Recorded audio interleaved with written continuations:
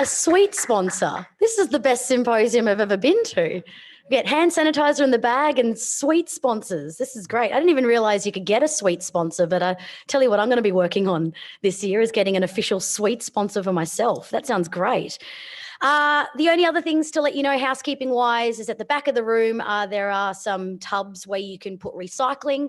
There's a plastic tub and a paper tub. So please make sure that you think about that with your waste today.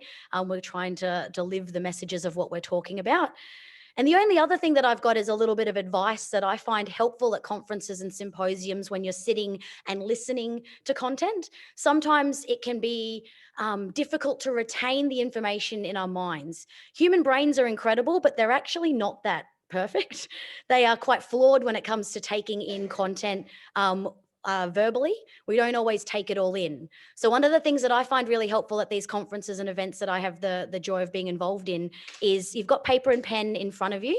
What I would do is I would split the paper in half, put a line down the middle, one column draw a light bulb at the top, and on the other column draw a house. And what those columns will represent is, as each of these speakers get up and talk, the column with the light bulb is anything that is interesting, new, something that's a take-home message for you and your team, yeah, like what's something that's interesting from that talk. And the house little symbol is a column of things that you can implement at home or do further research on. Because I think they're the most important things when you're listening to these kind of presentations. It's not about sitting passively and letting it wash over you. It's about taking that information home in some way. So a light bulb for new ideas, interesting elements of the presentation, and a little drawing of a home for things that you can take back and actually work with or do something with, or any further questions you might have. Do what you will with that. I always find it easier to be writing while I'm listening, and it sticks in your brain a little bit better. All right. Are we ready for our first presentation of the Waste Management Symposium, my friends? Yeah? Yeah? Oh, no, I told you I do rock concerts usually, so I'm expecting a little bit more.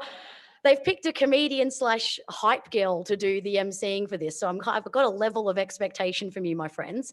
Are you ready for the first presentation? Yeah, good. Whoever that one person was, thank you. I will always make time for the one person who's excited in a room. They are important. Friends, our first presentation today, presenting on the Waste Action Plan and the Waste Export Ban. Yeah, we are really putting sexy into this, aren't we? It's great. From the Director of the Environmental Authorisations. You think I could have got that one right? It wasn't even that tricky. Director of Environmental Authorisations from the Department of Environment, the wonderful Leonie Cooper. Do you want to bring her up to the front? Big noise, yes? You can keep that round of applause going until she gets to the microphone. Come on, one more, there you go. Yeah. All right. Thank you for that. And while we're on plugs, I guess, Dean, good idea, personal packs of recyclable, refillable hand sanitizer. Great. I guess it's a bit tough following on from Amy and also the Minister. Glad to hear that the Minister's made some announcements today about the Territory's commitment to developing a strategy to reduce waste and increase recycling, and more importantly, how do we generate an economy that's built on the waste and recycling industry. So really exciting stuff there. Personally, that's a great achievement over the last 18 months, which I know that we've all been working towards. So well done to you guys as well. Meredith, Peter, Sean, the rest of Legant, great venue again, great opportunity to bring everybody together. This is a third event now, third one of these, and every year it gets bigger and better, and the topics are as relevant today as they were 3 years ago, so well done to you guys. Lot goes into organising one of these events, and don't underestimate the amount of hours that Meredith's put in herding the cats, so well done.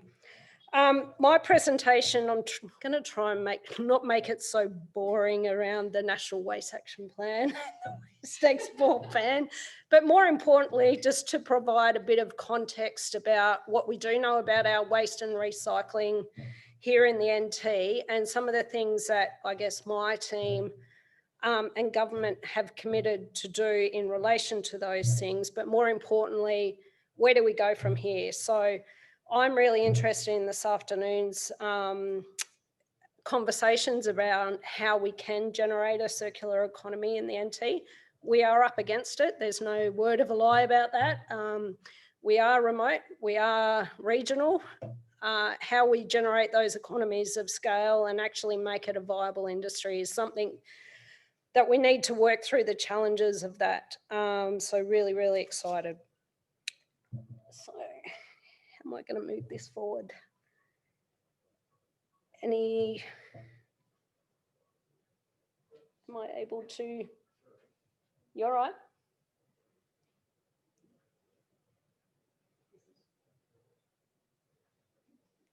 Yes. Does that mean I can stop? It's telling me it's working. So the green one. You can press it for me. There you go. So we could probably skip the agenda because I just said that. But that's so basically this is a bit of a diagram out of the last National Waste Action report that's produced by the Australian government every 2 years. And what it does is gets information from all governments across across Australia. It also talks to industry, it also talks to local governments, trying to pull together a bit of an understanding or a snapshot of what Australia's waste looks like. So a snapshot, Australia generates about 67 million tonnes of waste per annum. And if we split that down into its predominant categories, most of it is municipal solid waste, commercial and industrial waste, and construction and demolition waste. Overall, our recycling rate for Australia is about 15%. I guess some of the national commitments and targets around reuse recycling comes about as part of that figure. So if we're only recycling about 14% of our overall waste, where's the rest of it going?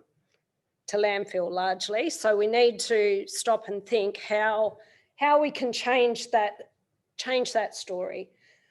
In the Northern Territory, we pretty much follow the national trend. Most of our waste is construction and demolition waste, municipal solid waste, and commercial and industrial waste. We make up about 1% of Australia's overall waste. Our recycling rate is 14%. So one of our biggest recycling schemes here in the Northern Territory is the container deposit scheme. We've had it in place now since about 2012. And over those years, we can see an upward trend. I'm happy to say that even during the COVID crisis that we've been through, our return rate for the container deposit scheme is still 80%. So in 2018-19, was 84%. That was our pinnacle. Despite closure for about 3 to 4 months as a result of COVID, we still reached 80%. So imagine what it'd be looking like if we didn't have the COVID lockdown. So here it sort of shows our trends in the various material streams in the container deposit scheme. As you can see, probably expect it, aluminium, glass, they're our peak streams of waste within the container deposit scheme.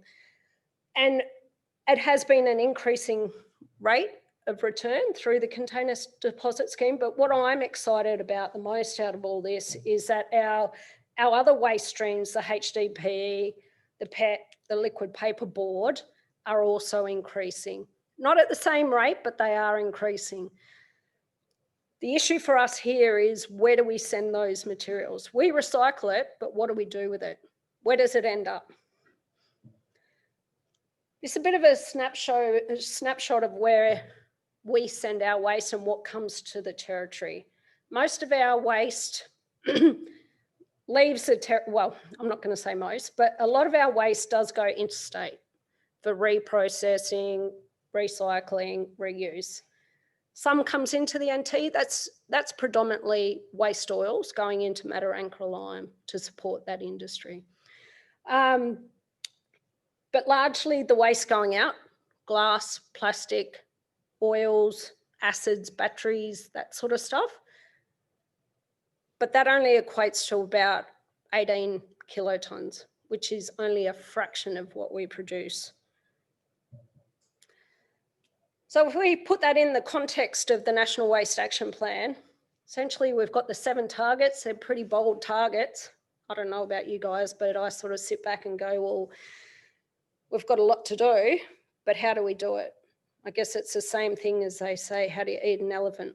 One bite at a time. So if we break it down, we do have a lot of things to do, but we've at least got to just get on and start. What I was really happy about is this big one about regional and remote waste. We pushed hard to get that in there. We pushed hard because I think Australia needs to recognise that our approach to waste is not always about what happens in major population centres. We need to start thinking smarter around how do we support our local regions to have access to the same services that every other major town or city in Australia has.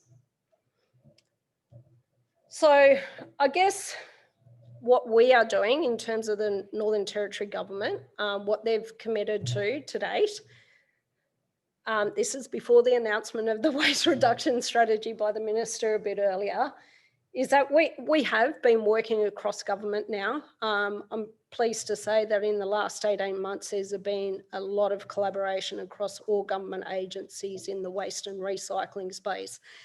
That may not mean much to a lot of people here, but for us, it is monumental to have all agencies working together towards one goal. We are busily trying to implement the reforms of the container deposit scheme. And whilst that sounds really, really boring for most people, what it means to us is that it actually will free the scheme up to industry, to the community, to us from burden of regulation and administration so that people can just get on and do. It'll also look at things about, is the scope of the scheme right? Do we need to be looking at other types of containers to be involved in this scheme? Should it be extended to include wine bottles? Should it be included? Should milk cartons be included? The things that are common everyday waste streams, maybe not so much in my household about the wine, but milk certainly. Can we expand the scope of that scheme to pick up on those things? In addition, it'll give us a better understanding about where those containers actually end up. Do they end up in landfill? Or are we actually recycling and reusing them? We have some information, but the ultimate destination of a lot of those material types, other than glass and plastic, we don't have a really good handle on. So this leads into the next one, the electronic waste tracking system. At the moment, we're developing it for, I guess, the hazardous waste streams, but there's no reason why that electronic waste tracking system couldn't be rolled out to other types of waste streams in the NT. Our environment grant programs in the last couple of years have been structured in a way that we're targeting funding more towards waste and recycling initiatives. I know a lot of you have been recipients of some of that grant funding.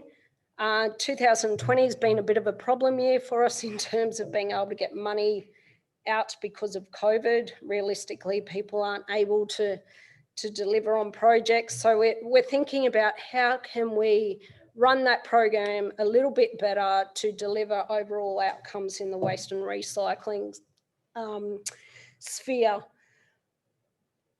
I guess there's been a broader commitment by government to improve environmental regulation, compliance and reporting, not only of hazardous waste, but all waste. So that is actually a big project in itself. So government's committed to stage 2 of the environmental reforms. What that means is that we will be looking at how do we license, how do we regulate waste in the NT? And this is the opportunity for local councils, local government to get on board and say, if we need to license our landfill, how can it be made simpler? How can we do it in a manner that makes sense?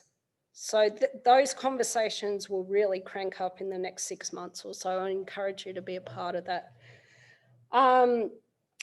So our colleagues at DIPL, Department of Environment, Planning and Logistics, are actually in the process of doing a feasibility study on the use of crumbed rubber in road base. That's really exciting stuff. Hopefully that will give us some broad standards in the NT that we can start to apply more territory-wide, so that we can use some of the excess tyres in asphalt, for example. We've committed to reviewing our procurement guidelines as a government to see how we can use those processes to drive reuse, recycling of construction materials, for example, or other materials in procurement activities. This I see as a big driver for some of those market opportunities that we talked about. We'll also be working with local councils, communities, NGOs about what are our problematic and unnecessary single-use plastics and how we can work together to phase them out. Is a regulatory approach the most appropriate way forward, or can we actually potentially just go through a behavioural change program through education, awareness, what have you, or is it a combination of both? We have committed at a national level to consider our legislative frameworks to prevent landfilling of recycled materials. What that actually looks like at this point in time, I've got no idea, but we said we'd work with the rest of the national community to work out what it does look like. So that'll be a big body of work coming up in the next 12 months as well. Our colleagues at DIPL again, and our new Department of Industry, Trade and, what are you, Nathan? Tourism, that's it. We'll be working with industry and businesses to identify opportunities to increase recycling in construction and civil projects. So that means our housing industry associations and what have you. But overall, we'll work with everyone to improve our understanding of waste and recycling in the NT, because you don't know what you don't know. If you know what you know, then perhaps we can identify a way forward. So what does that mean for us going forward collectively? We really need to understand, map out what we are doing. I know what I'm doing, but I probably don't know what everybody else is doing. I think we need to capture that somehow. And I think the waste reduction strategy, or whatever we call it, is going to be a great forum to do that. There's a lot of innovation going on, for example, in CDU. I know that there's small on the ground projects happening right here, right now. Can they be captured in a way that's more meaningful and visible to everybody? We need to identify what our key infrastructure requirements are. What are the critical infrastructure investment that needs to happen in the NT to support a waste and recycling industry if we're moving to a circular economy? I mean, circular economy is just a new buzzword, really, but what do we really need to do? Where do we really need to invest to help drive that? More importantly, yeah, we've done I guess, a broad snapshot about what the waste opportunities are here in the NT, and didn't tell us anything largely we didn't know. Yes, economies of scale is an issue. Transport is an issue. You need to have partnerships, collaborations, that's great. Looked at all the different waste streams, but how do we really realise those now? What are they? How do we make them work for the NT?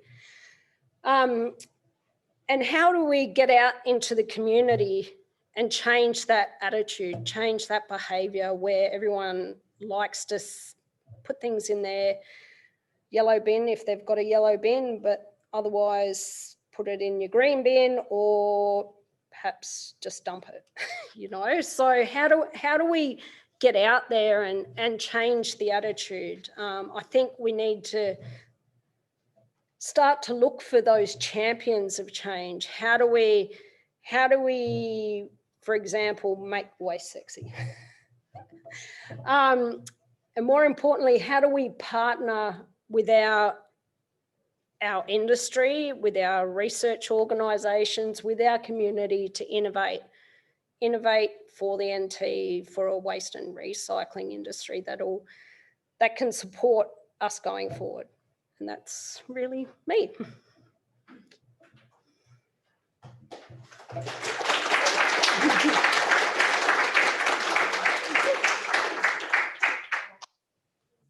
Questions, friends?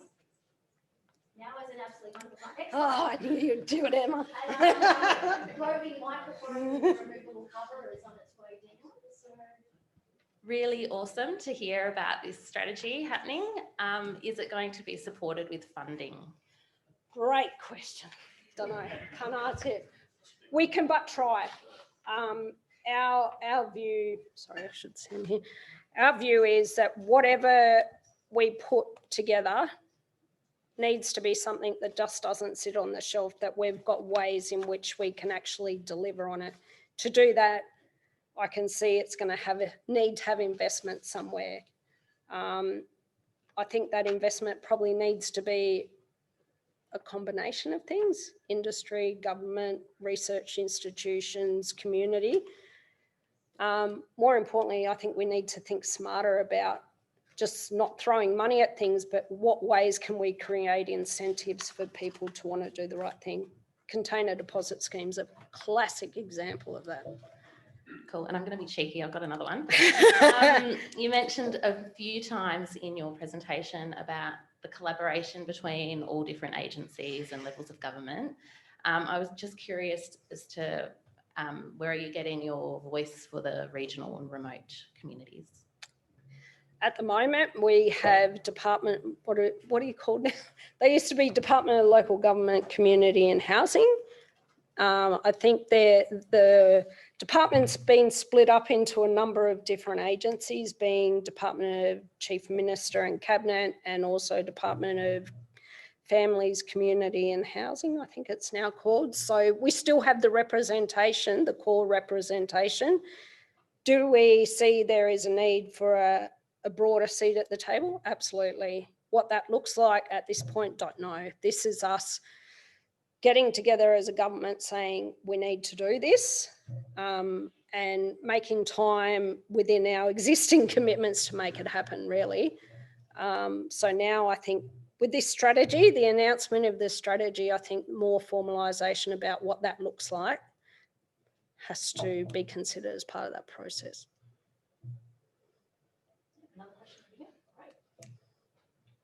Leonie, more probably a comment and a suggestion to the NTG that might help. You mentioned early in your presentation that the bulk of the waste is generally contractors' waste. And the issue we seem to be having out in the regions and the remote facilities is the illegal dumping, and primarily it's done by contractors. Yep. And we see there's a missed opportunity, whether it's in NTG contracts, because often it's for big projects like Room to Breathe and things like those, and extensive housing programs that are going on, where the contractors aren't actually being required in their contract to make use officially of the waste management facilities in the remote areas. And it's a significant burden for us, where we're trying to, I guess, introduce best practice where we can, where we generally just separate goods for maybe future reuse, repurpose, recycling opportunities down the track, mainly because of the tyranny of distance. But it gets kind of all spoiled when you have contractors just coming in illegally dumping in non-designated areas, and and the cost is left to local government to fix. Illegal dumping is a big issue. not only in regional and remote areas. I think that's got to be front and centre of whatever a strategy looks like, a more targeted approach to prevent it. In terms of the contractual arrangements, definitely I think there's scope to look at that. And even if we do put a provision in contracts to say that you must remove all your waste, how is that actually enforced? So it's good to have something in a contract, but how do you make them do it? So that's the thinking that also needs to be done. Is there a way in that we can start to think an on-the-ground presence in communities, for example, to assist with illegal dumping? Is that something that we need to start thinking through? Yeah, another question. Oh, look at all these questions. This is great.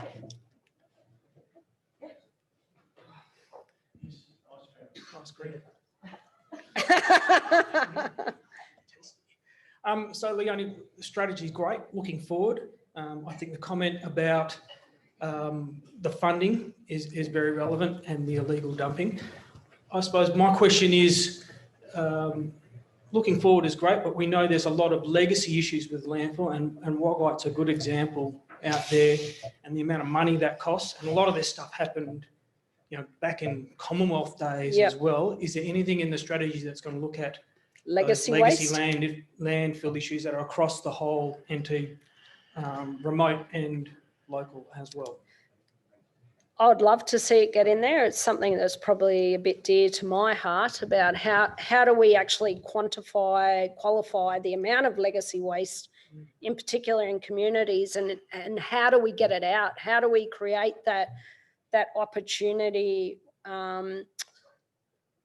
or more importantly, how do we fund it to get it out? Or do we need to get it out? Can we deal with it some other way? I think we need to really start thinking through that.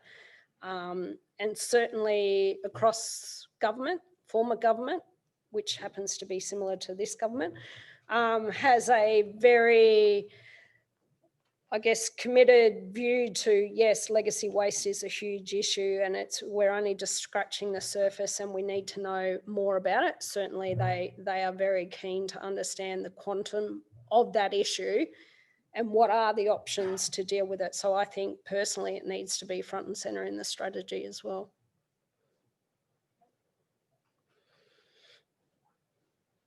Oh, bloody Rick. It's not a trick question, mate. Oh, I'm sure it is. No, it's not. We hear in all these conferences, legacy waste. Has it ever been quantified what we're actually talking about specifically in terms of items, material streams, quantities, and locations? Because I think it's a quick throwaway line. We have legacy waste, but for industry to be able to react and provide that feedback, we need to know the data. You can't measure what you can't manage. So, and vice versa. Is there any data on the items? It's a very good point, and I think the last two symposiums we've said exactly that. I think we've collectively identified what the 5 key waste streams of legacy issues are. Do we understand the volume, the scope, the locality of that? Not entirely, no. And so as part of this strategy, I would say one of the key actions needs to be about doing that work, because if you don't know, then you can't manage as the same. Any further questions, friends? Yes. Another one over here. Great. Yeah, make it 3. Go for it. You're setting us We down. can do it at lunchtime.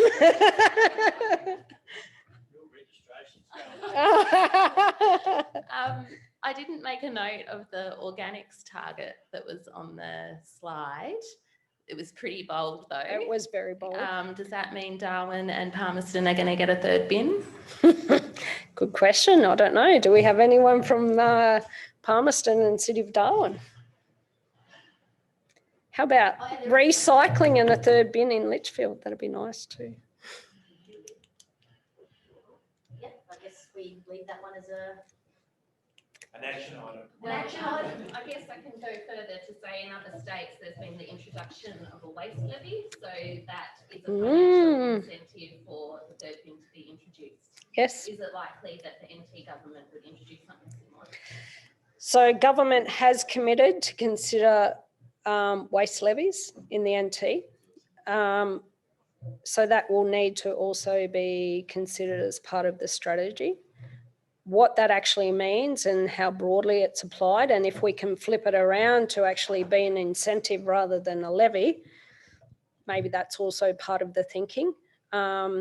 What we have seen in other jurisdictions, the application of a levy, particularly for landfilling, what's actually resulted is people actually increasing illegal dumping and also, I guess, avoiding going to their nearest landfill to dispose of items. So you see materials being transported across borders for dumping just to avoid the levy. So we need to be a bit smart about that. Is it the right time now to be introducing a levy when we're trying to rebuild our economy as well? So they're all the thoughts in that space. Not saying that the government won't do it, but there are a lot of considerations that need to go into that.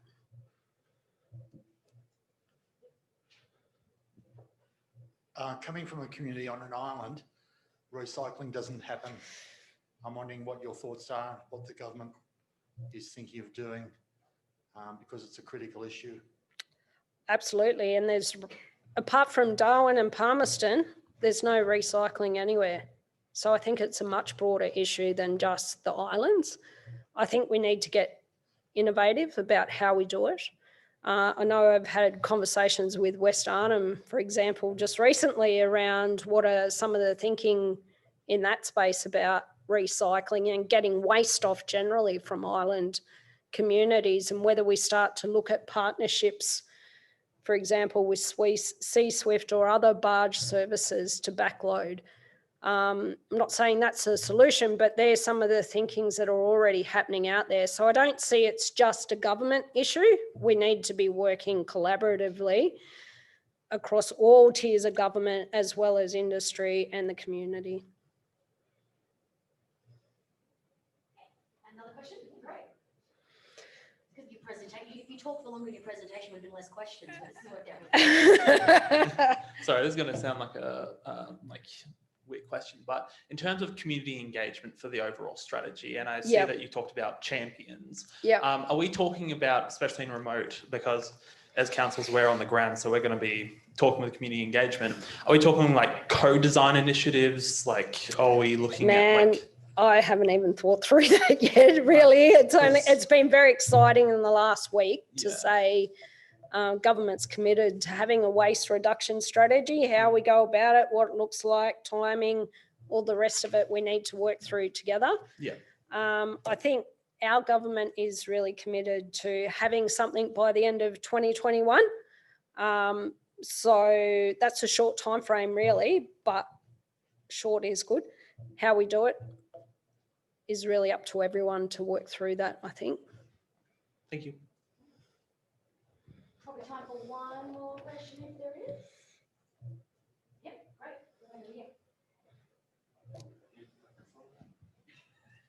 Thank you. Just a quick one, Leonie. Do you think there's a role for government in assisting with, I've heard of previous symposiums where we've had some different recycling initiatives, like up from Nullumboy and that, and they've had to kind of negotiate their own backloading deals and stuff like that. Because we don't have those collection points around the territory, except for up here in the top end. Do you think there's a place where government could provide assistance to, I guess, for negotiating that backloading on a more of a bulk community rate rather than individuals having to sort out their own affairs? I'm not opposed to looking at anything really if it makes sense. But what I'm really quite hesitant to do is to jump in boots and all and take over what's really already occurring out there. If we can add value, certainly, but if it's going to actually jeopardise the broader, then it's probably best government stays out of it. Well, friends, can we please have a round of applause for Leonie Cooper?